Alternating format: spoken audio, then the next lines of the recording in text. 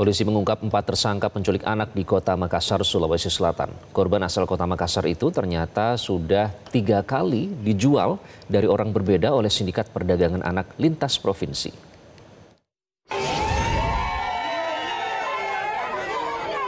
Kisah pilu penculikan Bilkis, seorang balita perempuan, berakhir dengan kelegaan.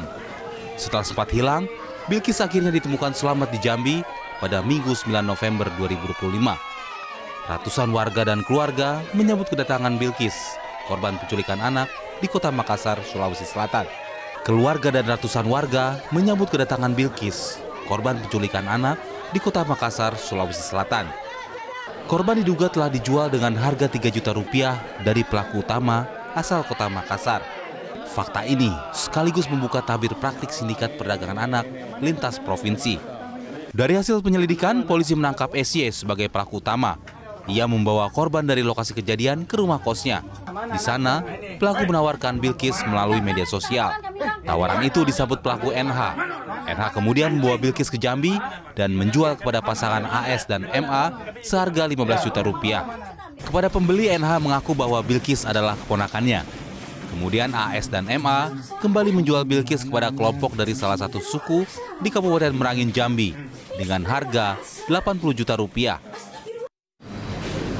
Setelah penyerahan korban, NH langsung melarikan diri ke Sukoharjo, Jawa Tengah, dan NH mengaku telah 3 kali menjadi perantara adopsi ilegal. Kemudian AS dan MA mengaku membeli korban dari NH sebesar 30 juta dan menjual kembali kepada kelompok salah satu suku di Jambi seharga 80 juta. Keduanya mengaku telah memperjualkan 9 bayi dan 1 anak melalui TikTok dan BA. Kasus ini bermula saat Bilkis dilaporkan hilang pada Minggu 2 November 2025 ketika menemani sang ayah berolahraga. Bilkis terakhir terlihat bermain di playground sebelum jejaknya hilang.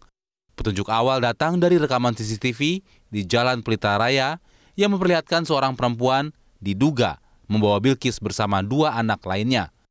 Langsung hilang saja. Kayak biasa-biasa saja, Pak. Iya, karena teman-teman teman saya lihat juga, iya, saya lagi main apa. Cuman dia bilang bercerai saya 1 kali sudah hilang. Jarak berapa meter Pak antara Bapak dengan anak Bapak waktu latihan tenis?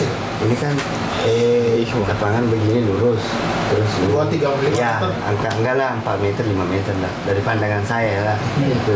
Pak, ini kan ada rekaman yang beredar di CCTV. Ya. Apakah benar? Apa itu anaknya itu? Benar. Itu benar Pak ya? Benar. Kini, Bilkis telah kembali ke pelukan orang tuanya di Makassar dan telah mendapatkan pendampingan medis serta psikologis oleh Polda Sulawesi Selatan. Tim Liputan Metro TV. Pemirsa, adopsi dijadikan kamuflase pelaku untuk memperdagangkan anak. Ironisnya lagi, pelaku memasarkan korbannya melalui media sosial hingga berkali-kali. Kita akan membahasnya bersama mantan Kabareskrim Ito Sumardi. Selamat malam Pak Ito, apa kabar?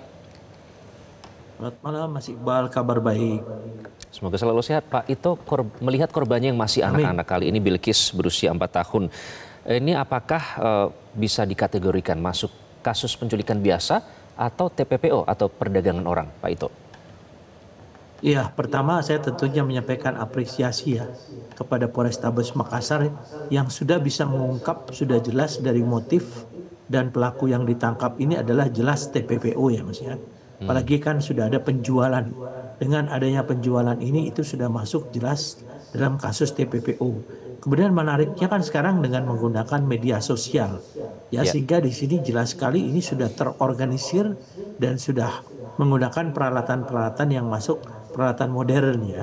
Nah, kemudian saya melihat di sini memang saat ini masih terlihat indikasinya menjual anak ya untuk kepentingan adopsi. Tapi jangan lupa beberapa kasus dulu ya dan beberapa waktu lalu ada juga penculikan anak yang diambil organ tubuhnya.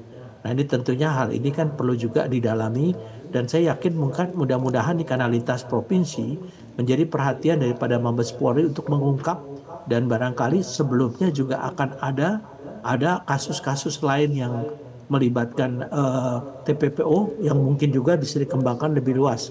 Nah, di sini yang paling penting adalah bagaimana kasus ini memberi pelajaran bagi kita semua pentingnya sinergi penyelidikan untuk lintas wilayah ya. Karena kan ini dari satu tempat Makassar sekian ribu kilometer sampai di Jambi. Betul, kan luar biasa. Pak Ito. Tentunya kalau melihat jangkauan modusnya Pak, ini seperti yang Anda sebutkan tadi kan sampai antar provinsi ya, dari Makassar kemudian sampai ke Jambi. Kemudian akhirnya ditemukan dan dijual dengan harga 80 juta. Ini kalau melihat jangkauannya itu, apa yang bisa membuat pelaku dengan mudah melakukannya Pak? Ya, pertama adalah tentunya lemahnya pengawasan orang tua ya yang bersangkutan. Kemudian yang kedua memang kalau kita lihat daripada yang dikatakan orang yang membutuhkan anak untuk diadopsi itu kan juga perlu kita pertanyakan apakah memang betul tidak. Jadi tentunya kepolisian di Jambi ini juga perlu untuk bekerja sama dengan kepolisian di Makassar untuk mengungkap kasus ini. Siapa tahu jaringannya di sana juga mungkin lebih luas lagi dan bukan hanya di wilayah Jambi dan Makassar saja. Saya kira mungkin dengan penayangan daripada media ini juga bisa memberikan masukan ya informasi bagi masyarakat kalau mengalami hal-hal serupa tersebut yang mirip ya tentunya diharapkan bisa melaporkan kepada pihak kepolisian setempat supaya kita bisa mencegah jangan sampai kasus TPPO ini tetap tidak bisa diungkap dan menyebar. Ya, saya kira itu demikian. Oke, bagaimana dengan soal pengawasan tadi ya Pak Ito sempat menyebutkan. Saya ingin tahu bagaimana Anda menganalisis karena tidak bisa membayangkan Pak ada 9 bayi dan 1 anak dijual melalui TikTok. Itu kita tidak bisa membayangkan menjual anak melalui TikTok. Jika Anda analisis tentunya ini berbeda dengan pada saat Anda saat itu masih aktif ya. Bagaimana Anda menganalisis itu Pak Ito? Ya, yang jelas kasus ini adalah termasuk kasus yang pemberatan ya, penculikan dengan pemberatan. Karena ini kan menyangkut anak, bayi ya, dan tentunya menjadi pertimbangan hakim. Tapi sekarang pertanyaannya, kenapa kok bisa mereka itu diculik ya? Tentunya di sini lemahnya pengawasan daripada orang tua yang bersangkutan.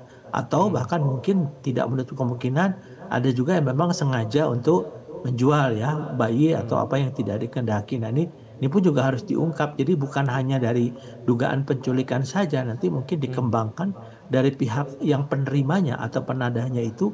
Apakah anak ini memang dari orang tuanya itu dilaporkan diculik, ataukah anak ini memang diberikan atau bahkan dijual oleh orang tuanya. Nah tentunya ini juga perlu mendapatkan satu pendalaman dari teman-teman teman-teman baik di Makassar maupun di Jambi ataupun di Mabes Polri ya.